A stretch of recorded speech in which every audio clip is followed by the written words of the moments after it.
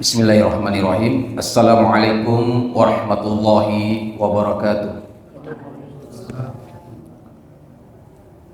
Alhamdulillahilladzi ja'alana wa iyyakum min ibadihi sholihin.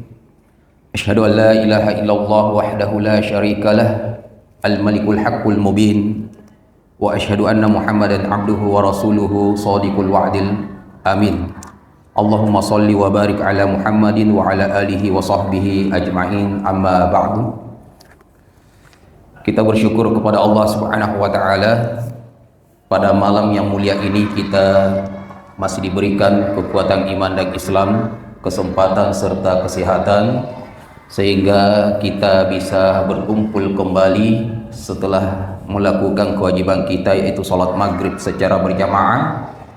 Kemudian kita menuntut ilmu, bermajlis zikir, yang dimana majlis zikir atau majlis ilmu ini disebut oleh Nabi SAW sebagai raudatun min riyadil jannah, adalah taman di antara taman-taman syurga. Kemudian salawat serta salam kepada baginda Rasulullah SAW, kepada keluarganya, para sahabatnya, para tabi'in, dan seluruh kaum muslimin.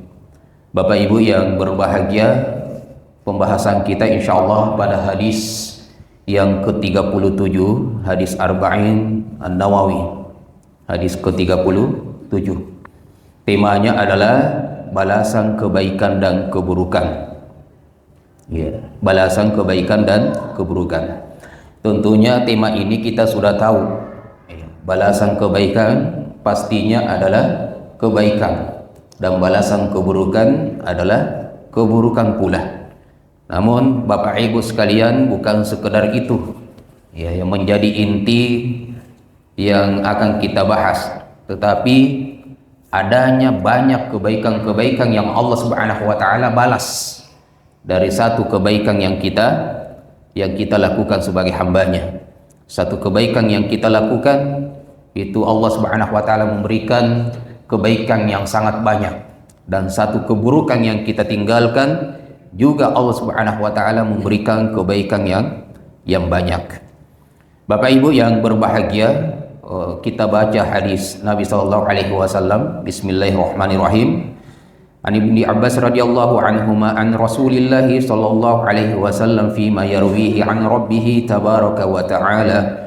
Qala inna Allah ta'ala katabal hasanati was sayyiati thumma bayyana dhalik faman hamma bihasanatin falam ya'malha katabaha Allahu 'indahu hasanatan kamilah wa in hamma biha fa'amilaha katabaha Allahu 'indahu 'ashra hasanatin ila 700 di'fin ila ad'afin katsira wa in hamma bisayyi'atin falam ya'malha katabaha Allahu 'indahu hasanatan kamilah wa in hamma biha fa'amilaha katabaha Allahu sayyi'atan wahidah. Rawahul Bukhari wa Muslim fi sahihayhima bihadhihi al-huruf. Baik Bapak Ibu sekalian yang berbahagia, hadis dari sahabat Rasulullah yang mulia, yaitu Abdullah bin Abbas. Semoga Allah meridhoi keduanya, meridhoi Abdullah dan meridhoi yaitu Abbas, karena kedua-duanya adalah sahabat Nabi sallallahu alaihi wasallam. Dari Rasulullah sallallahu alaihi wasallam sebagaimana yang diriwayatkan dari Tuhannya tabaraka wa taala, yang maha tinggi, yang maha suci lagi maha tinggi. Ini hadis yang disebut oleh ulama kita sebagai hadis qudsi. Iya. Jadi Rasulullah sallallahu alaihi wasallam meriwayatkan dari Allah Subhanahu wa taala. Hadis qudsi itu berbeda dengan hadis nabawi, dengan Al-Quran. Kalau Al-Quran itu semuanya yang pertama mutawatir, dan Al-Quran secara lafaz dan makna dari Allah Subhanahu wa ta'ala. Adapun hadis qudsi, yaitu maknanya dari Allah, namun lafaznya itu lafaznya dari Nabi. Dan hadis qudsi ada yang sahih, ada juga yang dhaif, karena dia sudah berupa hadis.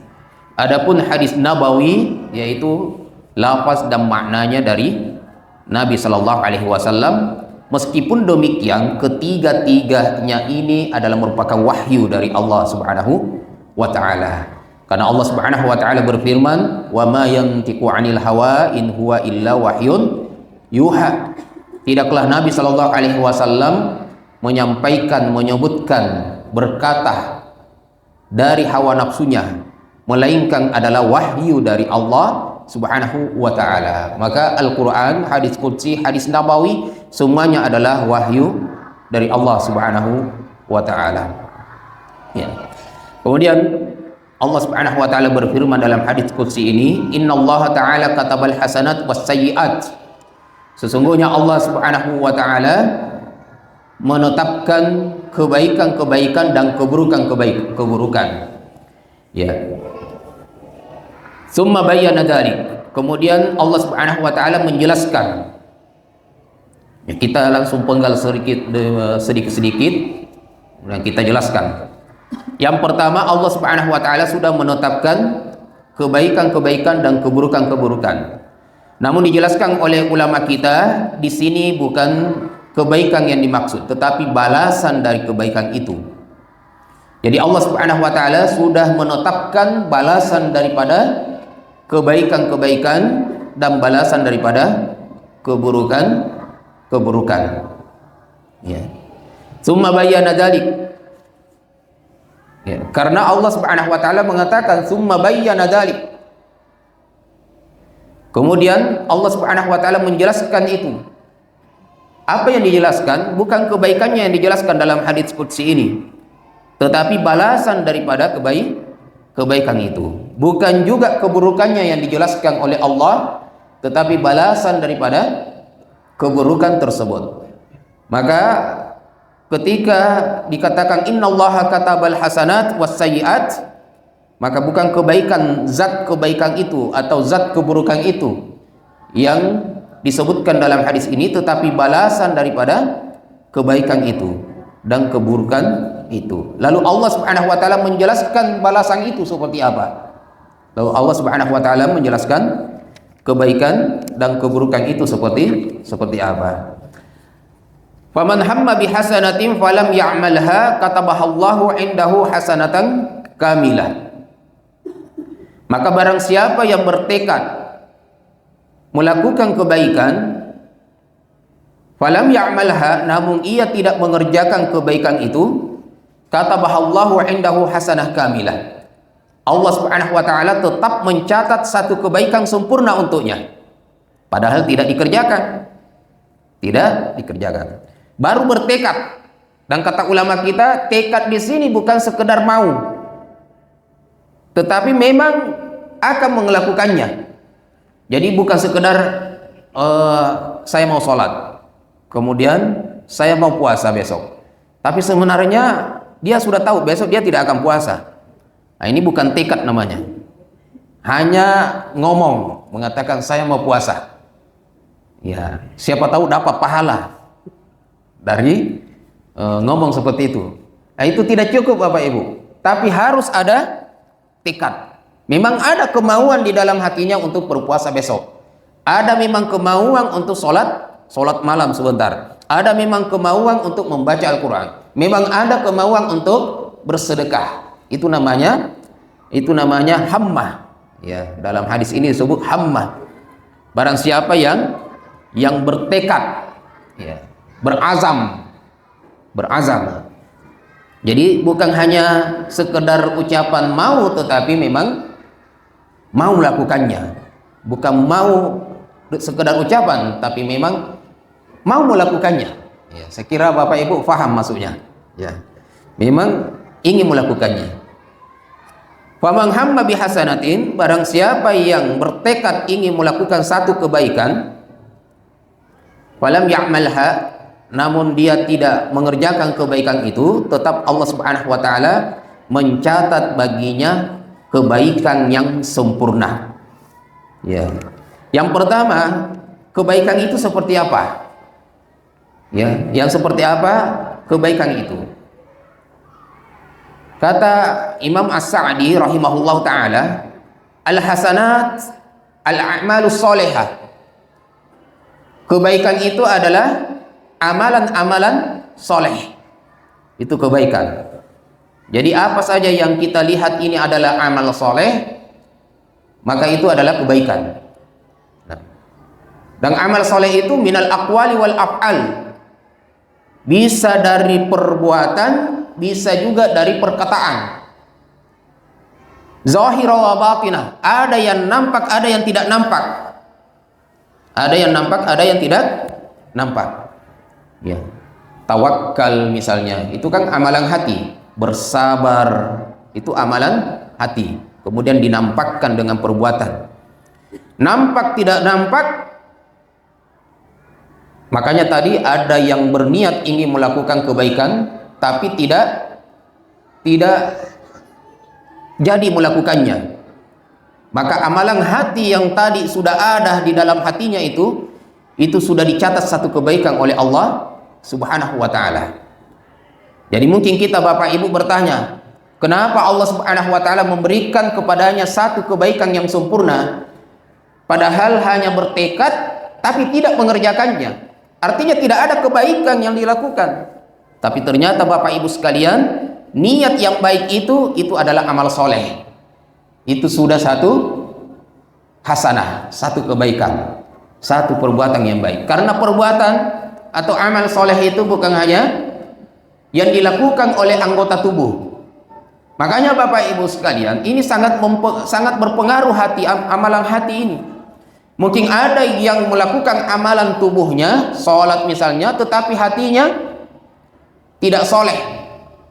Maka ini harus sejalan ucapannya, sejalan hatinya dengan anggota tubuhnya. Ya. Ada yang sholat, yang nampak dari kita sholatnya orang adalah gerakannya, tapi siapa yang tahu hatinya? Maka amalan yang nampak ini juga harus dibenarkan dengan hati.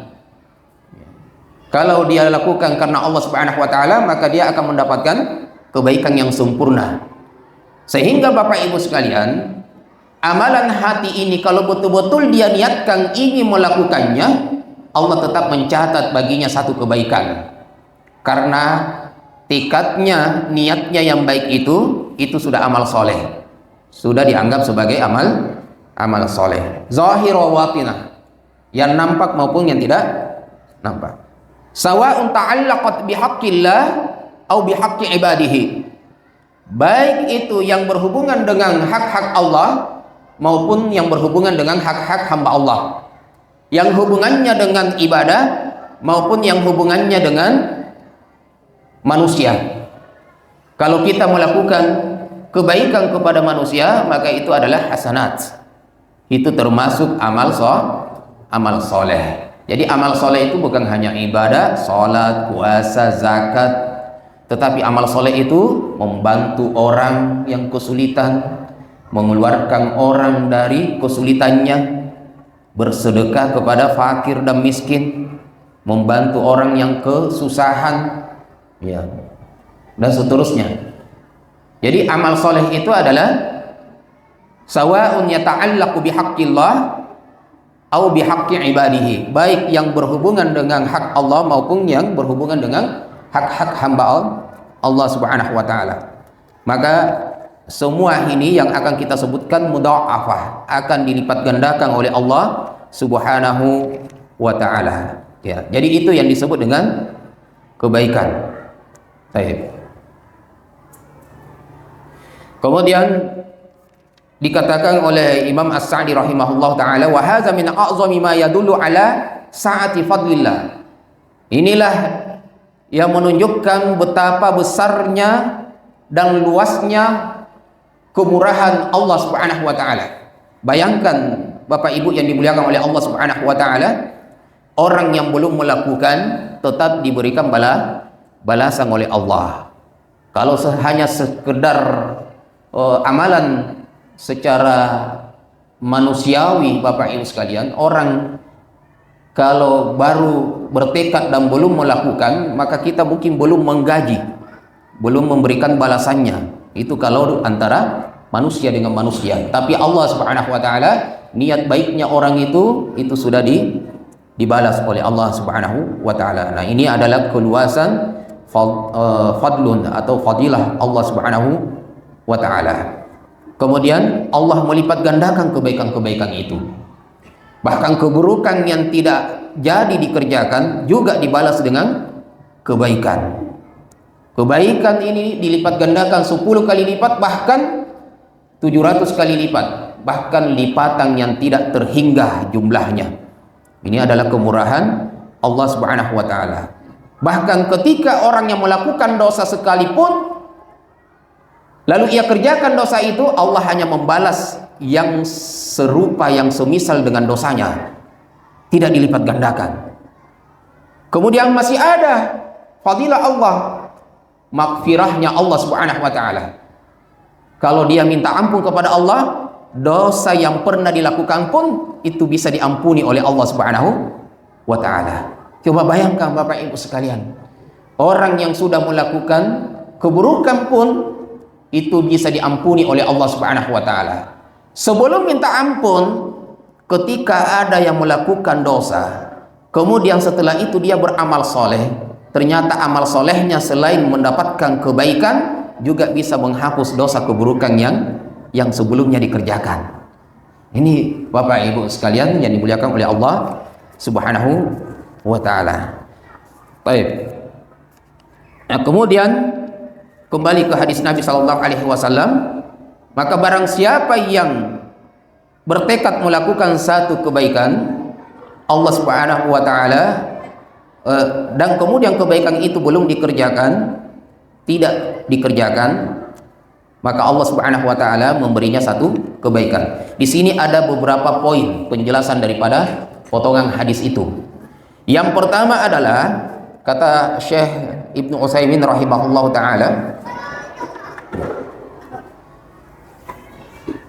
annahu idza hamma bil hasanah falam ya'malha fa in kana ajizan anha aw tarakaha ajzan ba'da an syara'a fiha fa innahu yuktabu lahul ajr kamilan. Apabila dia sudah bertekad melakukan kebaikan, lalu dia tidak kerjakan kebaikan itu disebabkan ada yang menghalangi. Jadi bukan tanpa sebab. Ada orang yang ingin melakukan kebaikan, kebaikan itu tidak jadi dikerjakan karena ada penghalang, ada yang menghalangi, bukan karena sengaja. Tarakaha ajazan, dia meninggalkan karena ada uzur, meninggalkan karena ada penghalang, ada uzur, maka baginya itu sempurna pahalanya. Tidak mengerjakan, tetapi pahalanya seperti orang yang sudah mengerjakan. Ya. Ini kalau dia sudah bertekad, kemudian berjalan ingin melakukan perbuatan itu, tetapi terhalang dengan penghalang. Terserah penghalangnya seperti apa Bapak Ibu sekalian. Misalnya ada orang yang mau sholat berjamaah di masjid, kemudian terhalang karena dengan sebab tiba-tiba sakit sebelum waktu sholat. Ya, ada yang menghalangi. Maka kata ulama kita, Bapak Ibu sekalian, itu sudah seperti orang yang sholat berjamaah di masjid. Ya, walaupun dia tidak sampai ke masjid. Sama halnya dengan orang yang menunaikan ibadah haji.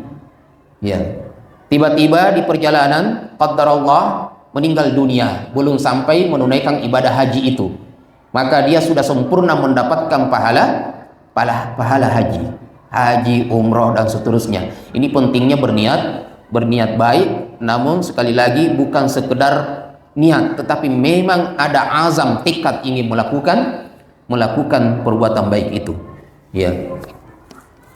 Sebagaimana firman Allah Subhanahu wa taala dalam surat An-Nisa ayat 100, "Wa man yakhruj min baitihi muhajiran ila Allah wa rasulih, thumma yudrikuhul mautu faqad waqa'a ajruhu 'ala Allah."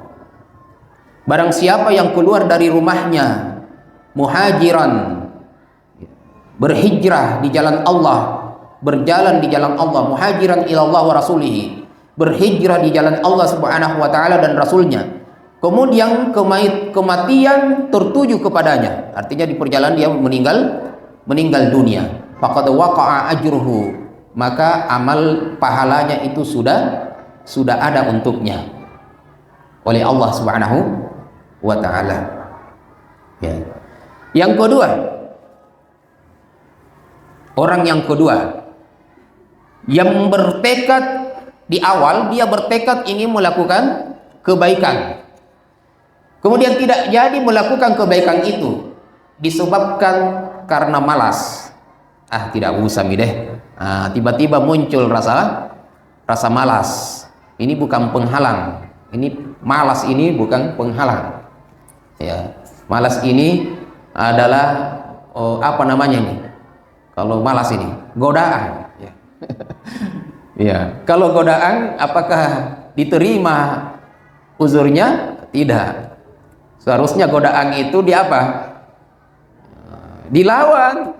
Godaan itu dilawan, sehingga uzurnya ini orang yang digoda tidak dianggap. Ya. Nah, tiba-tiba karena malas. Bagaimana orang yang seperti ini? Fa innahu kadzalika kama fi hadzal hadis yuktabu lahu hasanah kamilah wa dzalika bi niyyatihi thayyibah. Coba perhatikan Bapak Ibu. Ini karena sudah adanya niat. Sudah ada niat ingin mengerjakan dan mau sekali mengerjakan di awal-awal. Di perjalanan mau mengerjakan muncul rasa malas. Tidak jadi dikerjakan. Apa yang terjadi Bapak Ibu? Dikasih dosa atau tidak dapat pahala? Tetap diberikan pahala oleh Allah dengan satu kebaikan. Di mana kebaikannya? Mana letak kebaikannya? Kan dia tidak kerjakan. Ya, di niatnya. Karena niat itu sudah amalan. Coba bayangkan Bapak Ibu sekalian. Tapi sama nggak dengan yang pertama tadi? Beda. Dia hanya mendapatkan satu kebaikan dari niatnya. Tetapi dia belum mendapatkan pahala mengerjakan pekerjaan itu. Hanya diberikan pahala satu kebaikan. Beda itu satu kebaikan Bapak Ibu dengan pahala sempurna. Contoh misalnya orang yang naik haji tadi, tiba-tiba cukup uangnya, kemarin sebelum cukup uangnya dia kumpulkan uang itu untuk naik haji atau umroh. Cukup uangnya tidak jadi naik umroh. Muncul rasa malas, jangan deh. Nah, ini tetap mendapatkan satu kebaikan dari niatnya, tapi tidak mendapatkan pahala umroh karena tidak jadi. Berbeda dengan yang tadi, sudah melakukan perjalanan kemudian terhalang di perjalanan. Entah terhalang dengan apapun itu, sakit misalnya, atau meninggal, atau kendaraannya misalnya pesawatnya ada sebab lain misalnya, tidak jadi berangkat. Sehingga tahun ini tidak jadi berangkat haji atau umroh, maka dia sudah tercatat melakukan satu umroh atau haji yang sempurna tadi. Ya, tapi ulama di sini berbeda kalau masalah haji itu. Apakah yang pertama, apakah disebut haji kalau misalnya masih hidup? Tidak. Kalau belum menunaikan amalan haji itu, tetapi dia mendapatkan di sisi Allah, mendapatkan pahala. Jadi jangan sampai Bapak Ibu sekalian, wah kata Ustadz, orang yang melakukan ibadah haji kemudian terhalang, kemudian pulang tidak jadi, wah tetap dipanggil ibu haji. Tidak, dipanggil Pak Haji karena dia tidak melakukan itu. Tetapi di sisi Allah dia mendapatkan pahala yang sempurna. Jadi berbeda dengan yang kedua tadi, ya, karena tidak melakukan perjalanan itu. Ya, contoh kecil misalnya orang bersedekah, orang yang mau sholat tahajud, bertekad ingin melakukan sholat tahajud, kemudian terbangun di tengah malam, lalu ia sudah bangun ini, tiba-tiba jangan deh. Nah, ini muncul rasa malas padahal terbangun jam 2. Iya, perginya dikencing, buang air, kemudian pergi tidur lagi, tidak jadi. Ini tetap dapat satu pahala, tetapi tidak mendapatkan pahala mengerjakan. Iya, ini yang pertama. Kemudian dilanjutkan hadisnya, wa in hamma biha fa amilaha katabahallahu indahu 10 hasanat ila 700 di'fin ila adhafin katsira. Apabila dia bertekad ingin melakukan kebaikan, kemudian kebaikan itu dikerjakan, kebaikan itu dilakukan, maka Allah Subhanahu wa taala memberikan balasan 10 kali lipat kebaikan sampai 700 kali lipat, bahkan lipatan-lipatan yang tidak terhingga. Iya. Kata ulama kita, bagaimana dengan lipatan-lipatan itu? Apakah setiap orang mendapatkan lipatan? Kata ulama kita, lipatan-lipatan itu mungkin setiap orang itu tidak akan sama. Tidak akan sama. Tetapi setiap perbuatan yang sudah dikerjakan itu akan sama dilipat. Tapi lipatannya berapa? Setiap orang itu berbeda. Perbedaannya di mana? Perbedaannya dari sisi keimanannya kepada Allah, dari sisi keikhlasannya kepada Allah, dari sisi perbuatan yang dia lakukan. Tetapi semuanya akan dilipat gandakan ketika sempurna dilakukan amalan itu. Ya, minimal 10 kali lipat. Semakin ikhlas tentunya semakin besar lipatannya. Dan setiap orang yang sholat bersama kita satu shaf itu tidak sama semua keikhlasannya, Bapak Ibu. Ya, beda-beda keikhlasannya, yang kehusyukannya beda-beda, khusyuknya orang beda-beda, khusyuknya orang. Makanya pernah kita jelaskan, ada orang yang sholat, sebelum sholat dia lupa kunci motornya, tapi dia temukan kunci motornya pas dalam sholat. Artinya ketika dia sholat, yang dipikirkan apa? Kunci motor. Iya. Nah, ini kan khusyuknya itu beda dengan yang di sampingnya.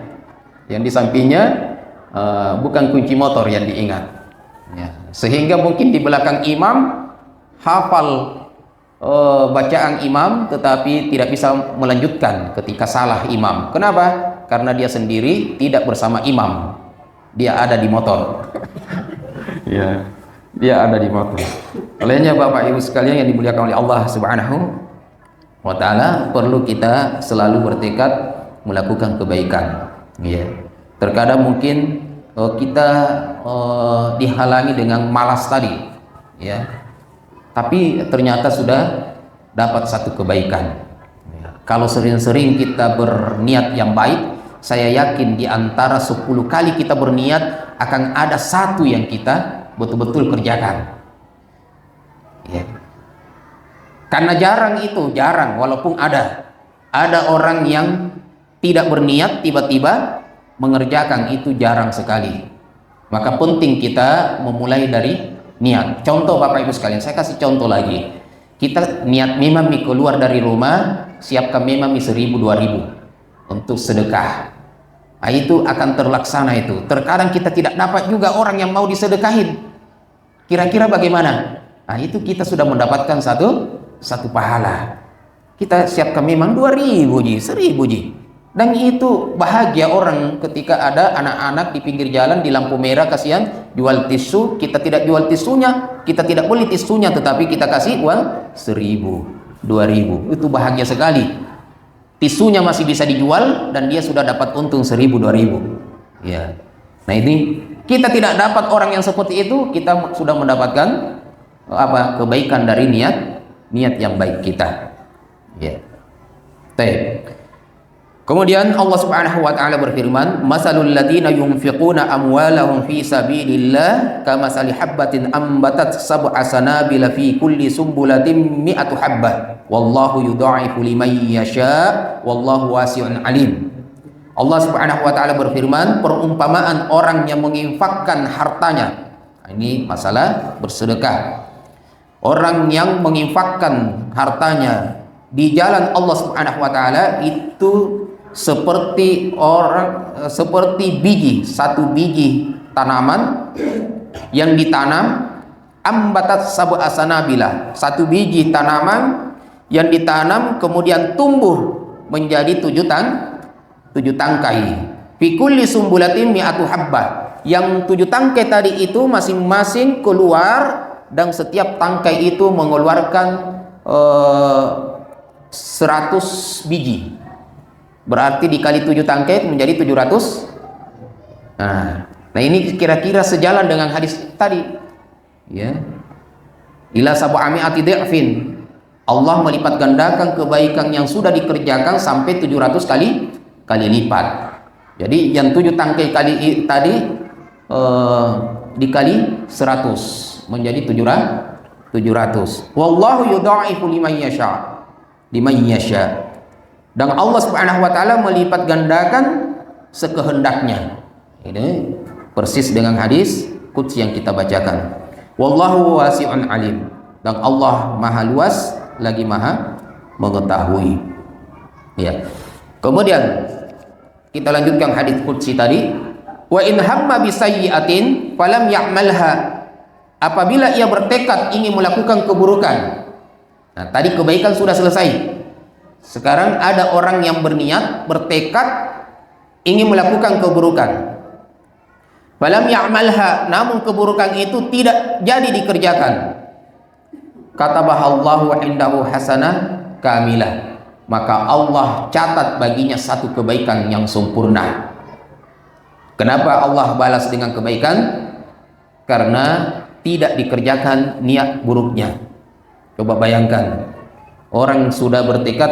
Coba kalau kita Bapak Ibu sekalian, kita tahu ada orang yang ingin berniat menganiaya kita, mencelakakan kita, namun dia tidak jadi melakukannya. Kalau kita tahu, kira-kira tetap kita nggak senang sama orang itu. Wah. Tapi Allah membalas dengan satu kebaikan karena tidak dikerjakan. Ya, maka Bapak Ibu sekalian, meninggalkan keburukan itu juga adalah amal soleh. Ya, termasuk kebaikan. Jadi ada orang tadi bertekad melakukan keburukan, kemudian meninggalkan tekadnya itu, maka meninggalkan keburukan tadi itu termasuk hasanah, termasuk kebaikan. Ya, makanya Allah balas satu kebaikan. Karena meninggalkan keburukan itu adalah termasuk amal soleh, termasuk kebaikan.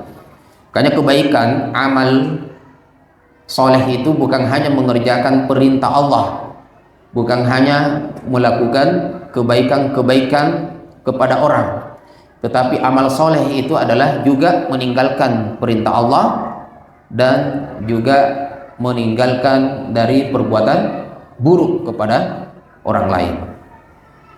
Nah, kemudian kita jelaskan lagi di sini. Ya. Wa in hamma bisayyi'atin falam ya'malha fa innahu yuktabu lahu hasanah kamilah. Wa dzalika fi ma tarakaha Allahu kama fi ba'di alfazil hadis. Li'annahu tarakaha min jaraya min ajli.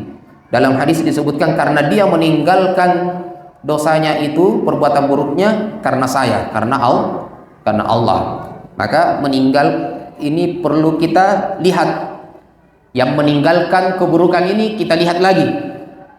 Karena dalam hadis yang lain disebutkan kalau dia meninggalkan karena Allah. Jadi ada orang yang bertekad mencuri, kemudian tidak dikerjakan itu, tidak jadi mencuri. Apa sebabnya? Karena tiba-tiba muncul rasa takut kepada Allah. Ya, berarti dia meninggalkan perbuatan buruknya karena Allah. Nah, ini yang diberikan satu kebaikan. Maka kita lihat kata ulama kita, hal ini terbagi tiga. Ya, terbagi tiga golongan. Orang yang melakukan keburukan kemudian tidak mengerjakan keburukan itu. Yang pertama adalah orang yang bertekad melakukan keburukan dan dia usahakan keburukan itu. Dia usahakan lakukan apapun keburukannya. Berzina, mencuri, minum khamar, berjudi, membunuh. Dia sudah berusaha melakukannya, tapi tidak mampu. Ada orang yang berusaha membunuh, tapi tidak mampu dibunuh orang itu. Sudah berusaha mencuri, sudah dipanjat rumahnya orang, tapi tidak jadi mencuri. Tidak ada yang bisa dia curi. Nah, apakah karena sudah tidak ada yang bisa dicuri tersebut langsung dapat kebaikan? Nah, orang yang seperti ini tetap dia mendapatkan satu dosa yang sempurna. Ya. Kenapa? Karena kalau seandainya mampu melakukannya, dia akan lakukan itu. Misalnya ada orang yang mau membunuh saudaranya. Ketika mau dibunuh, terhalang dengan benda atau tiba-tiba ditangkis sehingga tidak mati orang ini, maka tetap dia mendapatkan dosa membunuh. Ada orang yang ingin mencuri, sudah dipanjat rumahnya orang, sudah masuk di dalam rumah, tapi yang ingin dicuri itu tidak ketemu, kemudian pulang. Ada yang dicuri? Belum ada yang dicuri, tetapi dia sudah berusaha mencuri, maka dia tetap berdosa satu dosa yang sempurna. Iya. Ada yang mau minum khamar, sudah berjalan cari tuak dan seterusnya, mencari penjual, tidak ketemu penjual. Ya. Maka dia tetap tercatat satu dosa, minum khamar. Begitu juga dengan berjudi. Keluar dari rumah berniat berjudi, cari teman. Kan orang berjudi harus punya lawan. Nggak ada lawan, nggak jadi berjudi. Nggak dapat lawan. Ya. Seandainya dia dapat, kira-kira apa yang dia lakukan? Berjudi. Nah, dia tidak dapat lawan, maka dia tetap tercatat baginya satu dosa yang sempurna. Gini. Ini kemurahan Allah karena dia hanya tercatat satu dosa. Baik. Dan setelah itu kalau seandainya orang tersebut bertobat kepada Allah, minta ampun kepada Allah, Allah masih mengampuni. Setelah itu misalnya dia beramal soleh, bisa jadi amal soleh yang dia kerjakan juga menggugurkan dosa-dosanya.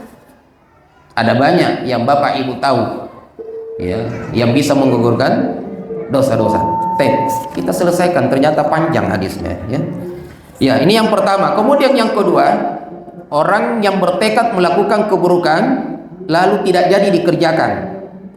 Tipe kelompok yang kedua adalah kalau sudah bertekad melakukan keburukan, kemudian di perjalanan, beda yang pertama, perjalanan dia menyerah. Aduh capek ini, udah pulang nih. Nah, dia tidak teruskan, dia menyerah. Seandainya dia teruskan, dapat yang dia inginkan, tapi dia menyerah. Berhenti di sini, betul-betul menyerah. Bukan karena takut kepada Allah, bukan karena sadar, menyadari bahwa perbuatan ini buruk, enggak. Sekedar mau istirahat saja. Atau tiba-tiba tengah malam mau mencuri, kemudian ngantuk. Tidur mati baik. Tapi bukan karena takut kepada Allah.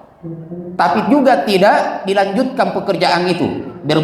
Tetap berbeda dengan yang tadi. Yang tadi itu berusaha sekali Bapak Ibu sekalian, tekadnya bulat, tapi tidak ketemu yang dia cari.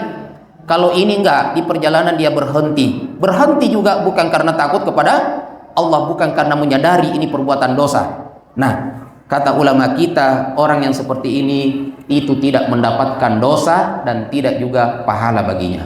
Artinya kosong. Ya, kosong, tidak apa-apa. Ya. Nah, kemudian tipe yang kelompok yang ketiga dari orang yang sudah berniat dosa, perbuatan buruk kemudian tidak dikerjakan, dia berniat kemudian meninggalkan perbuatan buruknya karena tiba-tiba takut kepada Allah. Tiba-tiba muncul dia sadar, maka orang inilah yang mendapatkan satu kebaikan yang sempurna, ya, hasanah kamilah. Kemudian yang terakhir, wa in hamma biha fa'amilaha katabahallahu sayyi'a wahidah. Apabila dia bertekad melakukan keburukan dan keburukan itu betul-betul dikerjakan, maka dicatat baginya satu keburukan.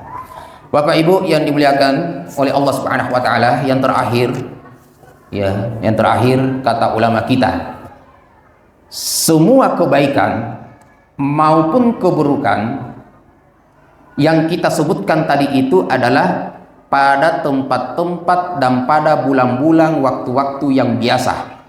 Tetapi kalau keburukan itu dikerjakan di waktu yang punya fadilah, Misalnya di bulan suci Ramadan dia lakukan keburukan, misalnya di tempat di Mekah dia melakukan keburukan, di waktu yang mulia dan di tempat yang mulia dia kerjakan keburukan. Misalnya ada yang melakukan keburukan di masjid, mengambil kotak amal, la qadarallah, maka tetap dosanya ini yang seperti ini juga dilipat gandakan oleh Allah Subhanahu wa ta'ala. Ya. Kata ulama kita, kalau kebaikan itu dilipat gandakan dengan jumlahnya, tetapi keburukan itu dilipat gandakan dengan caranya dan niatnya. Saya kira cukup Bapak Ibu sekalian. Insyaallah kita lanjutkan pada pertemuan selanjutnya. Barakallahu fikum wa jazakumullahu khairan. Billahi taufiq wal hidayah. Wassalamualaikum warahmatullahi wabarakatuh.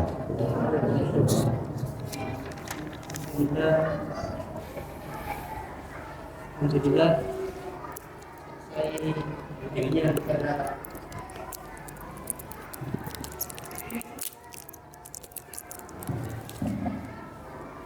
Alhamdulillah, Bapak Ibu jamaah masjid dan pondok yang insyaallah dirahmati oleh Allah Subhanahu wa taala.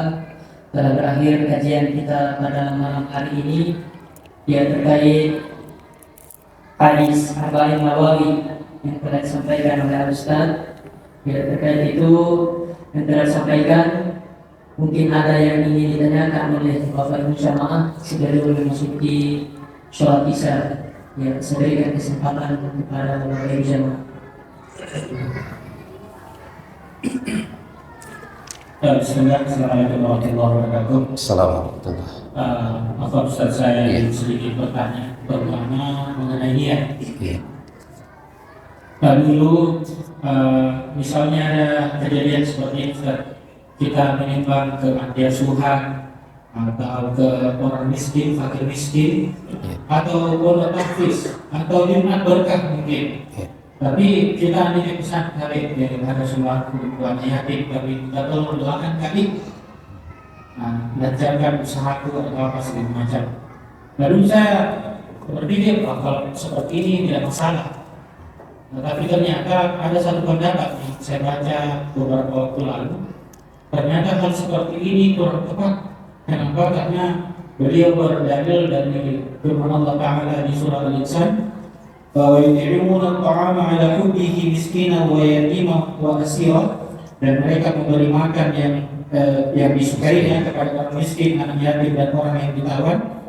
Kemudian mereka mengatakan, innama nut'imukum liwajhillah la nuridu minkum jazaa'an wa la syukura. Dan sesungguhnya kami beri makan kepadamu hanya untuk mengharapkan keridhaan Allah. Kami tidak menghendaki balasan darimu dan tidak pula ucapan terima kasih. Nah, beliau berpendapat seperti ini, bahwa kalau mau memberikan makan atau memberikan donasi untuk yatim piatu dan segala macamnya, diberikan saja. Kalaupun mereka mendoakan, alhamdulillah. Tapi kalau tidak, ridho Allah insyaallah yang terbaik. Bagaimana pendapat Ustaz tentang hal seperti ini? Iya, masya Allah, jazakallah khairan. Baik, yang pertama, memang ketika kita memberi kepada orang itu hanya mencari ridho Allah Subhanahu wa ta'ala. Karena sebenarnya di belakang daripada ridho Allah Subhanahu wa ta'ala, Allah pun akan memudahkan rizki dan urusan dunia kita. Tapi saya juga tidak menyalahkan ketika di samping kita memberikan rizki tersebut atau sumbangan kepada panti asuhan, kemudian kita meminta doa. Saya anggap meminta doa itu bukan termasuk daripada meminta balasan. Sekiranya orang yang memberikan sumbangan itu juga dia meniatkan, sekiranya tidak didoakan pun tidak menjadi masalah. Saya kira orang yang datang kemudian minta didoakan, yang pertama itu hanya sekedar bumbu-bumbu kata saja. Iya, pertama anak yatim pun orang yang diberi minta doa kepadanya atau tidak kita minta, saya yakin mereka akan mendoakan kita. Ya. Yang kedua, ketika kita yang menyumbang memintakan didoakan oleh orang tersebut, yang pertama adalah meminta didoakan juga adalah merupakan tawassul yang disyariatkan. Ya, minta didoakan dengan amal soleh, sesuatu yang disyariatkan, tidak mukhalafah. Ya, tidak mukhalafah. Yang kedua adalah untuk menumbuhkan kepercayaan kepada mereka, bahwa mereka itu adalah orang yang diberikan kepercayaan, orang yang seperti ini yang sudah luar biasa dunianya, ya, diberikan kekayaan, pangkat dan jabatan yang sangat luar biasa, ternyata punya kepercayaan kepada kami bahwa doa kami akan diterima melalui doa-doa kami. Saya kira itu bumbu-bumbu kata yang sangat luar biasa, dan saya tidak anggap itu, mohon maaf, kalau pendapat saya tidak anggap itu meminta balasan, ya, tidak termasuk meminta balasan. Wallahu a'lam.